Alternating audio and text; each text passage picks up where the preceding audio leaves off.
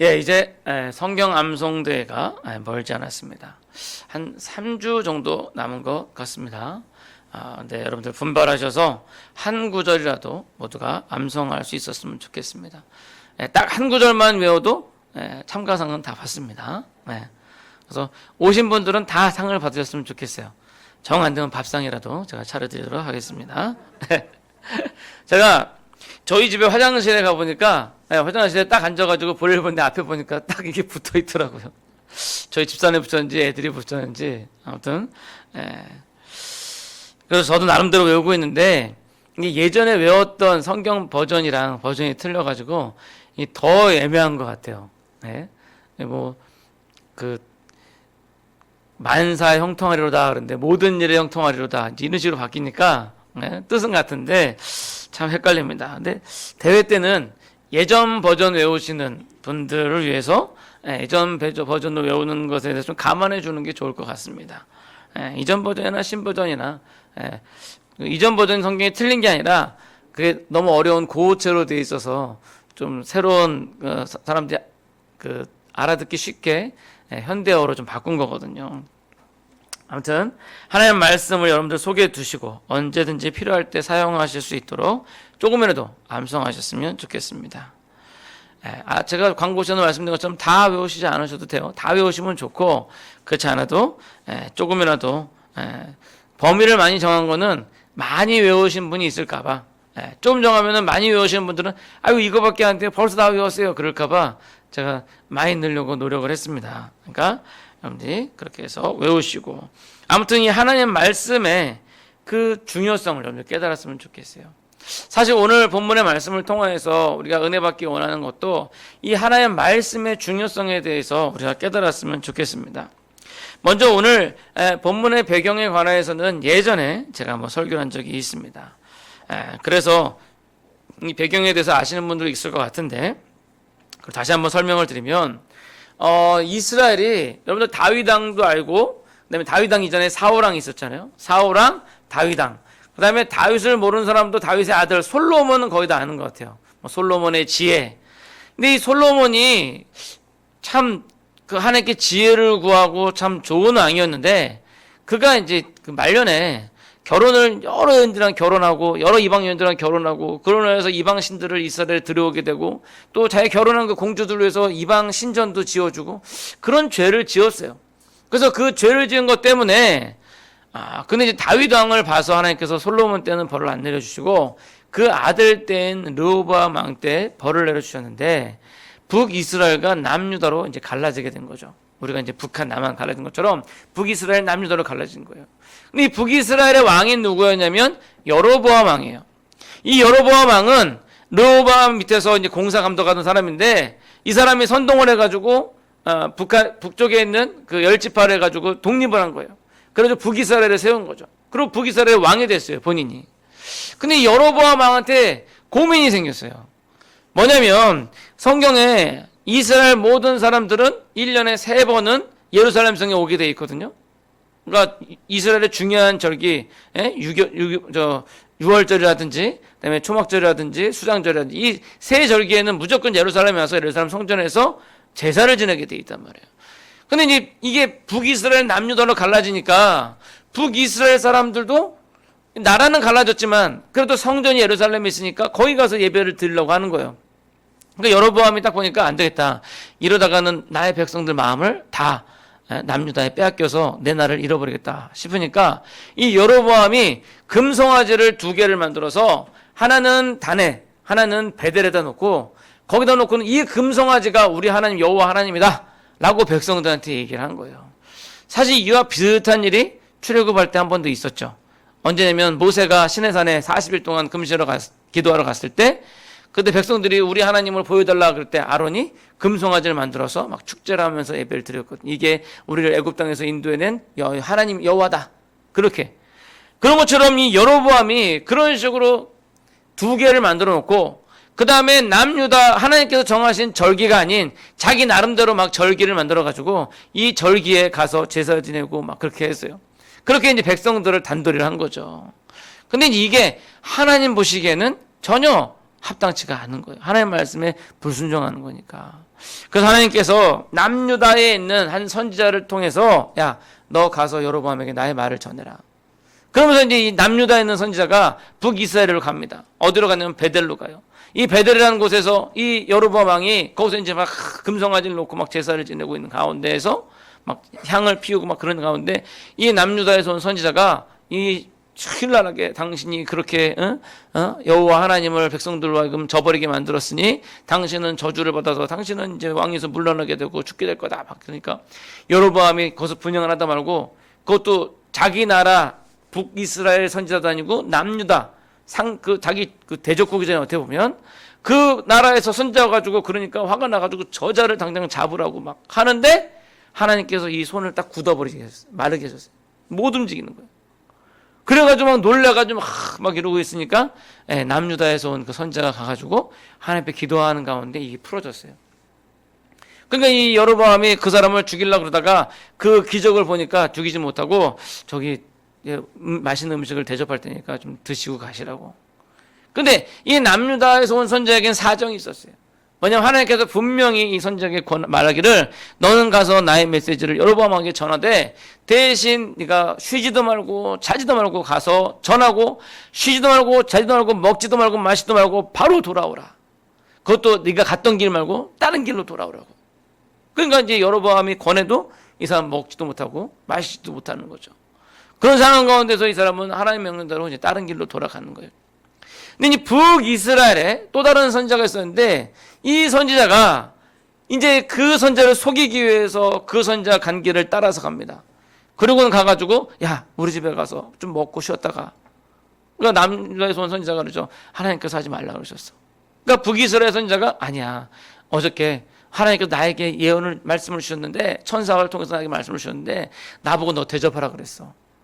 하나님께서 마음이 바뀌셨어. 그러니까 남유다에서 온 선지자는 얼마나 배고파요. 남유다 예루살렘에서부터 베델까지 뭐 걸어서 뭐 하루길인데 그거를 쉬지도 않고 걸어갔다가 얘기하고 또 쉬지도 않고 돌아오느니 배도 고프고 목도 마르고 졸리기도 하고. 근데 이 북이스라엘 선지자가 하나님이 그렇게 하라 그랬어. 그러니까 귀가 솔깃해지는 거죠.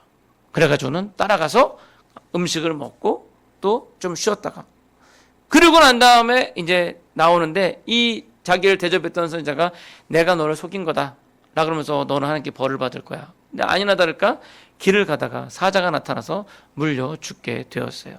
그게 바로 이제 오늘 말씀에 대한 내용입니다.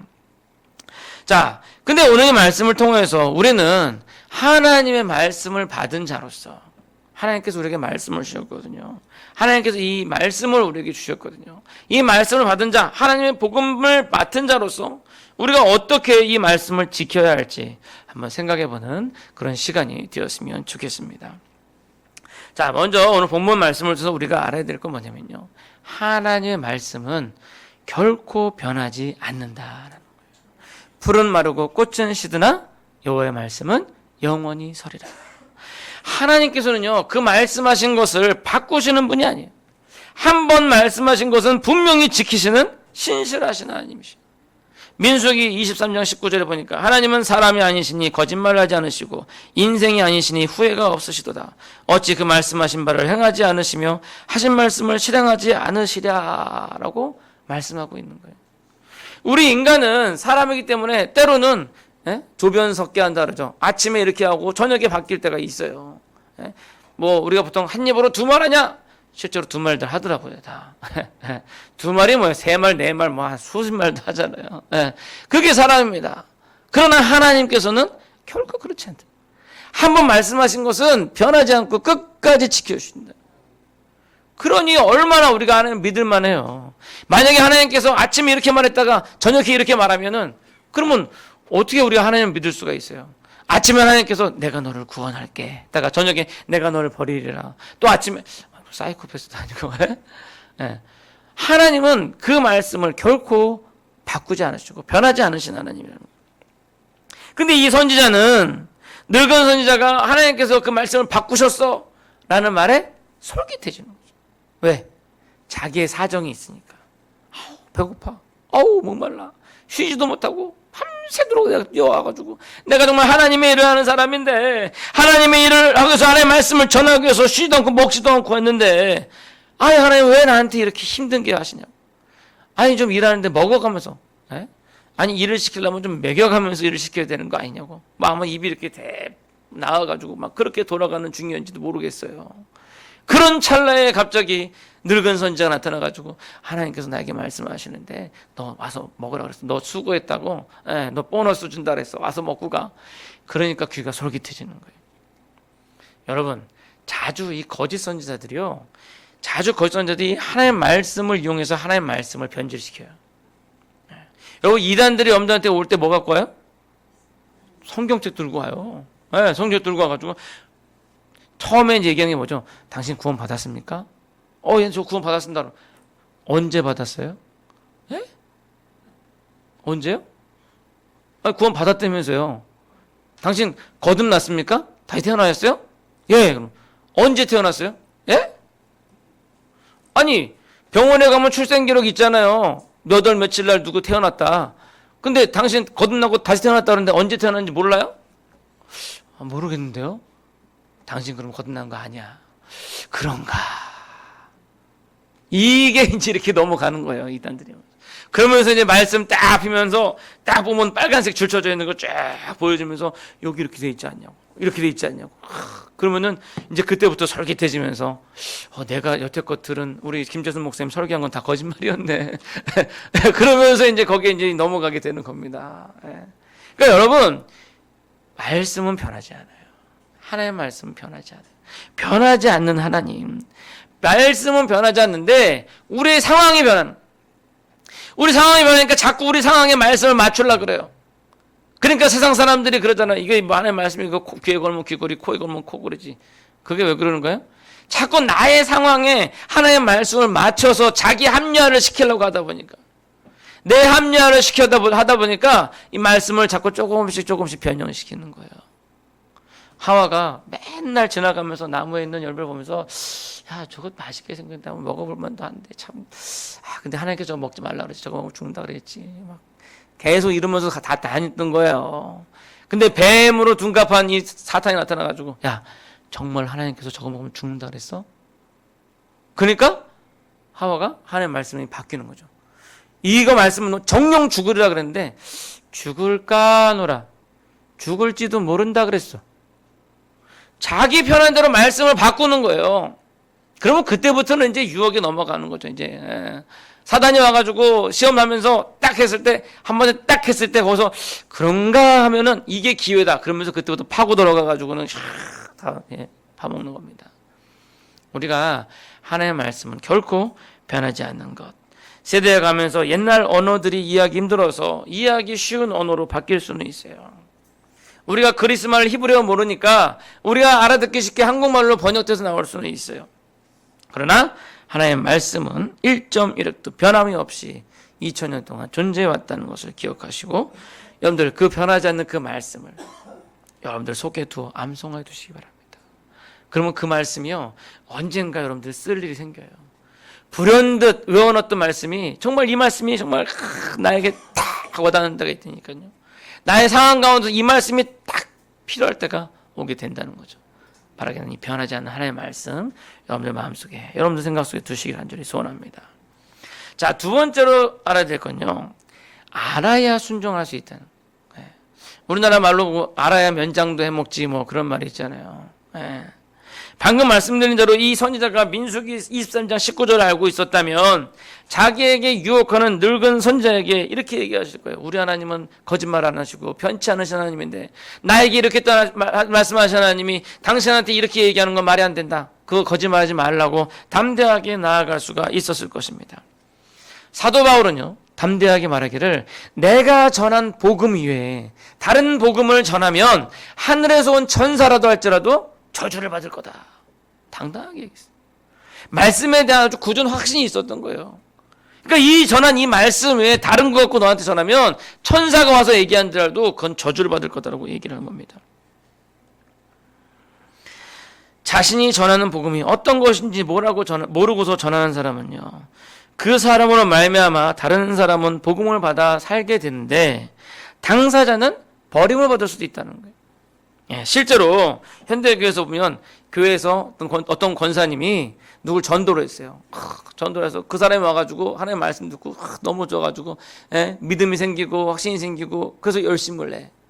근데 이 권사님이 시험 들어가지고 교회를 나가버렸어. 예수를 안 믿어. 이런 경우가 허다하게 있어요. 예.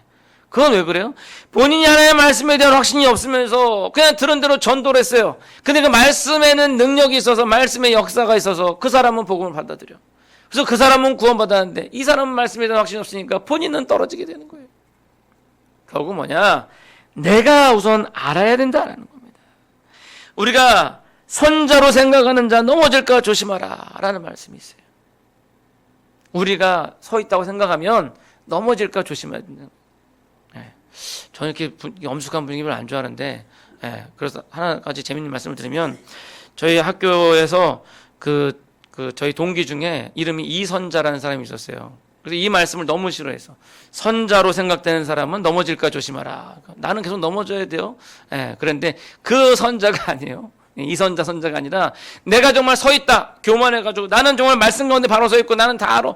이런 사람들은 넘어질까 조심하라는 거예요. 왜? 그 빈틈을, 그 교만의 틈을 사단이 들어와서 넘어뜨린다는 거예요. 우리가 하나님의 말씀을 잘 알고요, 거기에 대한 확신이 분명히 있어야 되는 겁니다. 그렇지 않으면 오늘 본문에 늙은 선자 같은 사람이 와서 감언 이설을 하면 혹 하고 넘어가기가 쉽다라는 거예요. 바로 여러분, 하나님의 말씀 안에 확신 가운데 거하시기를 바랍니다. 그러기 위해서 우리가 암송을 하는 거죠. 가장 확실한 방법이 그대로 외워버리는 겁니다. 바라긴 하나님의 말씀 가운데 확실히 거함으로 여러분들에게 오는 유혹에 넘어지지 않고 끝까지 믿음 지키시기를 간절히 축원합니다. 이제 말씀을 맺고자 합니다. 저희가 원래 이 오후 찬양 예배 때는 좀 설교가 짧아요. 왜냐하면 저희 교회는 오후 찬양 예배 끝난 다음에 각 구역별로 공과 공부를 합니다. 그래서 공과 5분까지 예배의 연속인 걸 생각하시고 오늘 처음 오신 분들도 한번 구역별로 나눠져서 한번 공과를 한번 참여해 보시는 것도 좋을 것 같습니다.